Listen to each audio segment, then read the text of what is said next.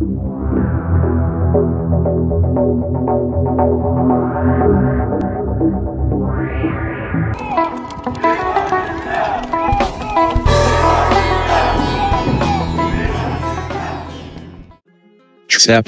Telegram channel reported.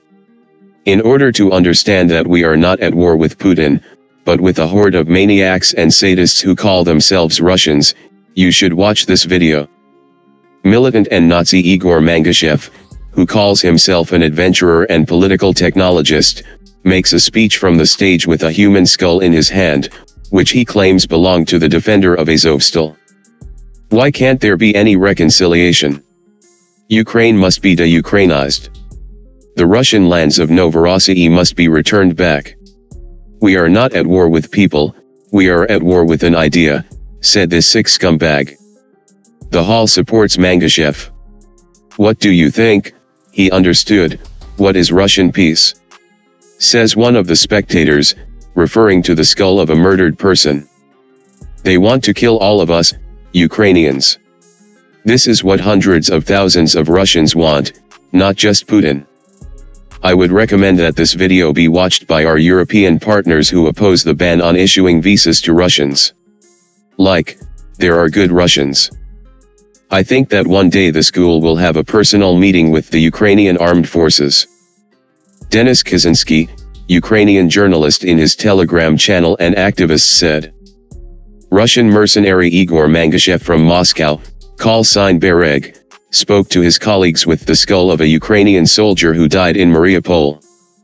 Mangushev said that Russia is at war with the very idea of the existence of Ukraine, and all carriers of this idea must be destroyed. I already wrote that Russians should not be called Nazis. Before the Nazis, they have not yet developed. Their level is the level of the Rwandan cannibals who staged the 1994 genocide. The word Nazis for these necrophilic perverts is a compliment. For the same reason, no anti-Russian propaganda is needed. The Russians successfully dehumanize themselves. It is enough just to help them distribute the materials that they themselves shoot. This video, for example, would be good to show at the UN. And also ask the Pope what he thinks about this.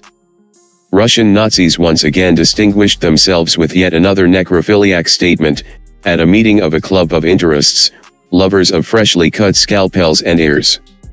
The name sadists and fascists for these criminals is a very gentle description of who they are. Putin's suckers are man-eating cannibals who are very similar to their cannibals from Rwanda, who slaughtered the entire Tutsi tribe in 1994. About 1 million Rwandan Tutsi civilians, mostly women, the elderly and children, died at the hands of these primates. Primates of the white race, who are waging a war for the purity of the Muscovite biomass race, send their regards to their colleagues from Rwanda. For example, during the genocide of the Jews in the Second World War, the Nazis executed the Jewish people who did not have their own statehood, and the Ukrainians have for more than 30 years.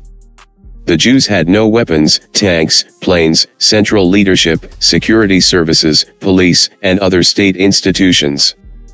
Even under such circumstances, the Jewish underground managed to give a worthy rebuff to the enemy and from time to time sent the Nazis to hell. And then after the victory, the Israeli special services searched the world for Nazis and stupidly executed them without trial and investigation. Guess what our Cossacks will do after our victory over these inhumans who flaunt the skull of a dead man and talk about their own plans, appetites, and ideas? Right. All of them will be found and erased from the face of our beautiful planet. So that not a trace remains. Russian cannibals are fighting the great state of the Ukrs, not the defenseless Tutsi people. We have a weapon with the help of which these scum are washed with their own blood. So who do you think will win? I have another question. How did it happen that a terrorist state has nuclear weapons? That the Western politicians of the 90s and 2000s did not understand that they fed and nurtured a monster that would never become a tame and gentle dog? Yes, they did feed the monster Godzilla, which at one time tore Georgia, Ichkeria, Syria, and now is tearing and burning Ukraine. Before the start of this war, in a hurry, Western companies supplied thousands of tons of dual-purpose products, bypassing sanctions. That is, after the annexation of Crimea, the West did not prohibit in a legislative way to circumvent sanctions and to pump up the Russian army with military equipment and high-tech equipment with the help of which the Russians were preparing for war with Ukraine. This so-called SVO was prepared a long time ago, since 2013. It took more than 8 years to finish all the preparations and attack Ukraine.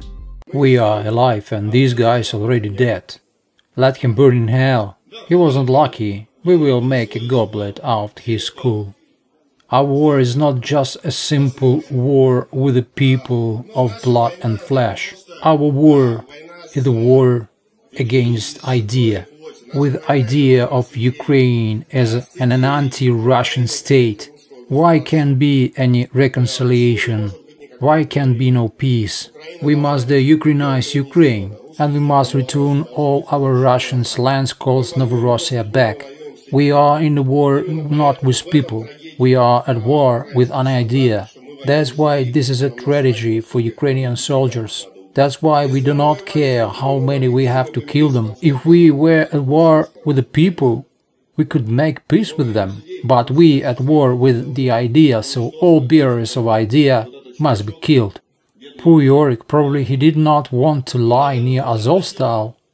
He chose wrong side and it's definitely not a civilian, he said. And this is definitely not a civilian, we killed him ourselves.